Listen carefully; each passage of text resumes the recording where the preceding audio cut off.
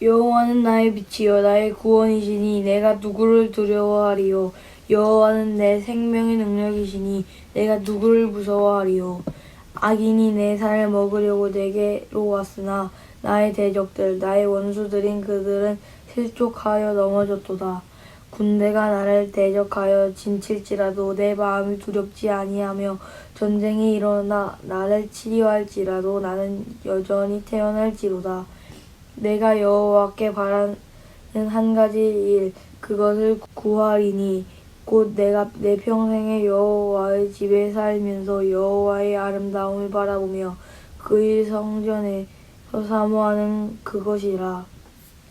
여호와께서 환난 날에 나를 그의 초막 속에 비밀히 지키시고 그의 장막 은밀한 곳에 나를 숨기시며 높은 바위 위에 두시리로다.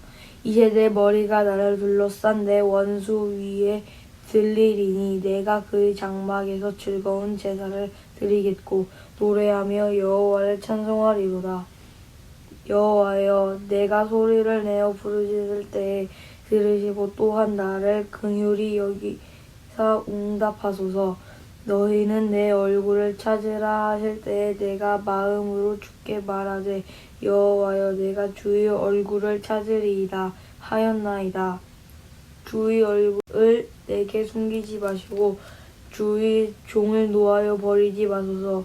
주는 나의 도움이 되셨나이다. 나의 구원의 하나님이시여 나를 버리지 마시고 떠나지 마소서. 내 부모는 나를 버렸으나 여호와는 나를 영원히 접하시리이다. 여호와여 주의 도를 내게 가르치시고 내 원수를 생각하셔서 평탄한 길로 나를 인도하소서. 내 생명을 내 대적에게 맡기지 마소서. 위증자와 악을 토하는 자가 일어나 나를 치려함이니이다. 내가 산 자들의 땅에서 여호와의 선하심을 보게 될 줄 확실히 믿었도다. 너는 여호와를 기다릴지어다. 강하고 담대하며 여호와를 기다릴지어다. 아멘. 시편 27편에서의 이제 주제는 우리가 생각하는 것처럼 시인들이 아름답게 무엇인가를 꾸미기 위해서 한 이야기들이라기보다는 짧은 이야기이지만 하나님께 드리는 평상시에 살아가는 얘기를 하나님 앞에 드리고 있는데 드리는 말을 일상 언어처럼 쉽게 던지는 것 같이 여기에 쭉 나열이 되어 있다고 해서 쉽게 한 그의 말을 그냥 적은 것이 아니라 그 한마디 한마디를 시를 쓰는 것처럼 한 단어 한 단어를 잘 생각을 해서 의미를 연결시키기 위해서 사용하는 언어이기 때문에 일상적인 언어를 가지고 있지만 그것이 가지고 있는 뜻은 남다르다. 그것을 우리가 알고 이 시편을 읽었으면 좋겠어요. 여호와는 나의 빛이고 나의 구원이시고 내가 누구를 두려워하랴. 여호와는 내 생명이 있는 바로 그 능력자이시기 때문에 내가 누구를 무서워하겠느냐 이렇게 얘기를 하고 있는데 여기에서 우리가 바라볼 수 있는 얘기는 나의 생명은 나의 것이다 라고 생각을 하고 있는데 다윗은 그렇지 않다. 내 생명은 바로 여호와의 능력이다 라고 표현을 하고 있다. 이 부분을 놓고 볼 때 왜 능력이라고 하겠는가? 생명이 왜 능력인가? 그것은 하나님께서 나를 지켜주시는 능력 자체가 나의 생명을 통해서 이 세상에 드러난다라고 얘기를 하는 거예요. 여호와는 내 생명의 능력이시니라고 하는 말이 바로 나의 능력이 내가 세상을 살아가는 힘이 내 스스로의 힘으로 살아가지 않는 사람이 가질 수 있는 은혜가 뭐냐? 바로 그 뒤에 누구도 무서워하지 않는다라는 것이 바로 그 은혜가 되는 거예요. 이것에 있어서의 그 악인들이 나를 아주 파멸시키기 위해서 수시로 노려보고 있고 내가 쓰러져서 넘어질 때를 기다리고 있는 그들을 하나님께서 오히려 넘어뜨리는 자는 그들이고 그들의 발이 실수로 어딘가에 걸려서 넘어지는 일을 만들어 주시는 분이 내가 아니라 하나님이 해 주시고 있다. 그런 다윗의 고백이 있고 군대가 나를 대적해서 진질지라도 내 마음에 두렵지 아니하다라고 이야기를 하는데 전쟁이 일어나거나 이럴 때는 우리가 지금 생각하는 게 이렇게 편안하다가도 그 전쟁이 나는 것이 두려워하는 이유는 살아남는 사람이 거의 없을 수도 있고 또 살아남는 사람이 있다 하더라도 다시 살아가는 것이 편안하지가 않고 이전에 평화롭게 살던 그리고 내가 편안하게 가지면서 살아가고 있던 습관들을 그대로 살아서는 똑같은 것을 누릴 수 없는 상황이 되고 가난해지고 살기가 한마디로 힘들어지기 때문에 사람들은 그것을 두려워하고 있는데 그 중에 가장 큰 두려움은 내가 이 세상에 더는 있지 않게 될 것이다 라는 두려움이 가장 큰 두려움. 그런데 그 모든 나의 생명 자체를 내가 책임진다라고 생각을 하고 있는 다윗이 아니기 때문에 그것조차도 내가 다시 이 세상을 살아가지 못한다 할지라도 하나님의 뜻이다. 그렇기 때문에 내가 죽는 것이 아주 흔해 빠진 전쟁 중에도 내가 태어날 수 있고 그리고 두렵지 않다라고 이야기를 하고 있는 거예요. 이 여호와께서는 환난 날에 나를 그의 초막에 비밀히 지키고 그의 장막의 은밀한 곳에 나를 숨기며 높은 바위 위에 두시겠다 이렇게 이야기한 것은 그 이스라엘이라는 땅의 지형의 바위는 우리가 생각하는 것처럼 단순한 바위가 아니라 높은 바위는 사람이 올라가기가 어려운 그런 상황으로 되어 있고 나름 안전한 곳에 피신시켰다라는 의미가 되는 것이고 그리고 여호와께 내가 소리를 내서 부르짖을 때는 나를 긍휼하게 여기고 응답하십시오 이렇게 얘기를 하는데 여기에서 소리는 단순히 소리를 내어서 소리만 이렇게 나오게 했을 때 나를 도와달라는 얘기가 아니라 소리 내어 부르짖을 때라고 얘기를 하고 있는 것은 그냥 이 하나님 도와주세요 이렇게 말한 게 아니라 도와주세요 이런 식으로 소리를 지른 것 같은 그런 상황이었을 때 나를 도와주십시오. 내가 다급해서 부를 때 나를 도와주십시오 하는 이야기. 그리고 주의 얼굴을 내게서 숨기지 마시고 주의 종을 노하여 버리지 마소서. 주는 나의 도움이 되셨나이다. 나는 구원의 하나님이시여 나를 버리지 마시고 나를 떠나가지 마십시오. 이렇게 돼 있는데 이게 나름 중요한 이야기예요. 이게 우리가 생각할 땐 주가 얼굴을 내게서 숨겼다라고 하는 것은 그 시대 사람들이 얘기하는 다윗이 살아가고 있는 시대의 표현으로는 하나님이 없는 것 같고 내가 하나님을 부르짖고 찾고 있지만 하나님이 내가 보이는 곳에 있지 않은 것 같을 때 기도를 드렸을 때도 응답이 없는 것 같을 때 그리고 하나님의 도움은 전혀 나에게 있지 않은 것 같을 때 하는 이야기가 내게서 얼굴을 숨기시는 것. 그것이 바로 이제 하나님이 얼굴을 나에게서 숨겼다. 이렇게 고개를 돌렸다. 내 얼굴을 안 본다. 하나님이 안 보는 나를 두려워하는 거야. 그러니까 내가 하나님을 찾고 있고 열심히 따라가지만 여기에서 알 수 있는 것은 우리의 사람의 눈으로는 하나님을 볼 수가 없다라는 거. 그렇기 때문에 그 볼 수 없는 하나님의 상태이지만 내가 잘못하고 있을지라도 얼굴을 내게서 돌리지 마십시오. 나를 관찰하고 지켜봐 주십시오. 이런 것들. 그러니까 사람들이 아빠와 아들이 어딘가 가는 것을 볼 때 지켜보다가 돌아서서 집에 가는 것이 보편적인데 하나님은 지켜보시다가 안전한 곳을 돌아갔을 때 돌아서서 돌아가시는 분이 아니라 안전하게 건너간 것을 보시고도 계속 가는 길을 따라가면서 지켜보시는 분이라는 거.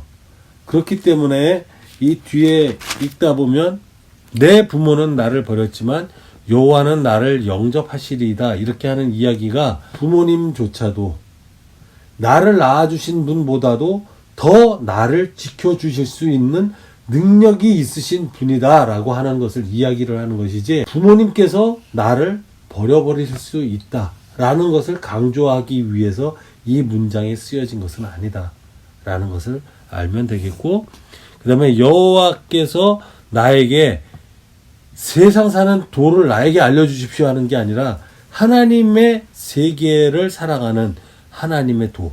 주의 도를 내게 가르치고 내 원수를 생각해서 그 원수들이 나를 칠 만한 곳, 숨을 만한 곳을 피해서 갈 수 있는 평탄한 길로 나를 인도해 주십시오. 내가 알아서 갈 테니 나를 지켜주십시오 하는 게 아니라 내가 평탄한 길로 갈 수 있게 인도해 달라고 기도를 하고 있고, 그리고 내가 산자들의 땅에서 여호와의 선하심을 보게 될 줄 확실히 믿었도다. 너는 여호와를 기다릴지어다. 강하고 담대하며 여호와를 기다릴지어다.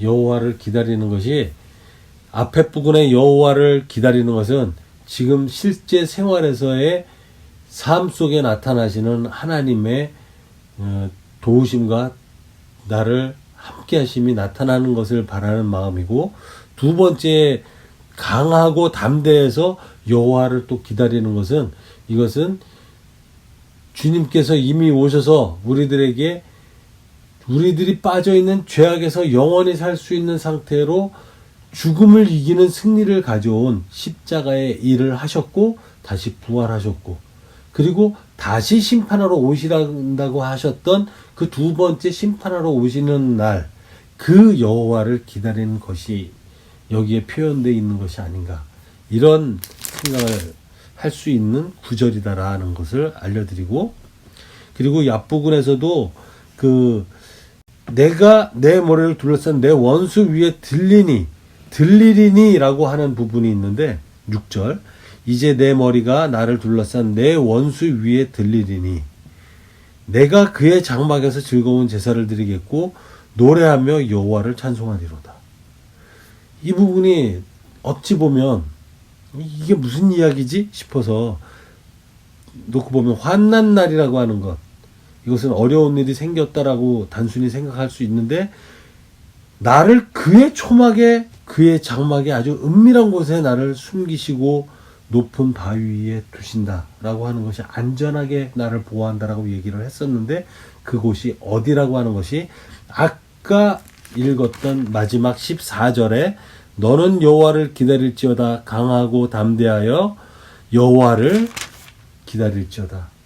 왜 강하고 담대하게 기다려야 하냐 하면, 십자가에 달려서 돌아가셨던, 어떤 면에서 보면 하나님의 그 존재를 명확하게 모르는 사람들의 입장에서 하나님이 우리에게 주셨던 구원이라고 하는 것이 십자가라는 처절하고 어떻게 보면 패배자의 자리에서 최고의 승자의 자리로 올라선 부활이라는 사건이 일어나기 이전에 그 모든 사건들을 통해서 우리에게 이제 가져온 승리라는 것, 그 승리는 우리에게 주어진 형벌인 죽음을 이겨내는 그러한 존재인 예수 그리스도를 통한 구원을 확정져 주는 여호와를 기다리는 일인데, 그 기다림이 이루어지는 게 언제냐면 환난 날에, 하나님이 심판을 다시 하러 오신 그 날에 우리들을 그의 초막 속에 비밀히 지키시는데, 여호와는 여기선 성부 하나님을 지칭하는 것으로 보고, 이 초막은 바로 그 예수 그리스도가 아니겠는가. 십자가에서 돌아가신 예수 그리스도라는 초막 안에, 장막 안에 숨을 곳이 어디 있겠어요? 일반적으로 생각하면 몽고 텐트 같은 거를 생각을 해본다면 그 안에 텐트에 숨어봐야 숨을 곳이 뭐가 있겠느냐, 이런 이야기인데, 그 안에 우리를 은밀히 숨기신다. 그러면서 우리들에게 주었던 많은 단어들 중에 하나가 시은소라는 단어를 줬는데, 그게 바로 그룹들이 지키고 있는 하나님의 궤가, 그 안에 아론의 쌍난 지팡이와 만나를 넣어놨었던 하나님의 여호와의 궤, 언약의 약속의 궤, 십계판이 들어있었던 그 궤짝 속에 바로 그들을 기억하시기 위해서 우리들 죄인들을 대신해서 하나님 입장에서 생각할 때는 내가 해준 약속을 거기다 담아놓으신 은밀한 곳, 그곳에 나를 숨긴다. 그리고 바위 위 높은 곳에 두신다. 근데 내 머리가 들린다라고 하는 것은 바로 놋뱀이 들렸던 것처럼, 예수님이 십자가 위에 못 박히신 다음에 많은 죄인들 위에 보일 수 있는 존재로 들렸던 것처럼, 또 높은 바위 위에 나를 올려놓음으로써 모두가 나를 쳐다보고는 있지만 그곳이 위험하고 누군가에게 죽음을 당하고 십자가의 고통처럼 죽음의 패배의 자리가 아니라 그곳이 바로 우러러 보면서 지켜지는 하나님의 은혜로 안전한 곳이다. 그래서 그곳에 서 있는 것 자체는 쉽고 편안한 것이 아니라 이 세상을 살아가는 동안에는 강하고 담대하여야만 여호와를 기다릴 수 있기 때문에 강하고 담대하며 여호와를 기다릴지어다. 이렇게 마무리를 하면서 우리들에게 암시를 해 주신 거다라고 생각합니다. 그래서 그런 면에 있어서 하나님께서는 이렇게 하나님을 믿는 백성들을 통해서 그들의 입을 통해서 하나님이 하고 싶은 이야기를 우리들에게 계속적으로 전해주고 있지 않은가라고 생각하며 이 성경이 그래서 중요하다. 그리고 우리에겐 귀하다. 그래서 우리는 늘 가까이 두고 생각하면서 잘 읽어보면서 하나님의 뜻을 깨닫는 크리스찬의 삶이 계속 이어지기를 축원합니다.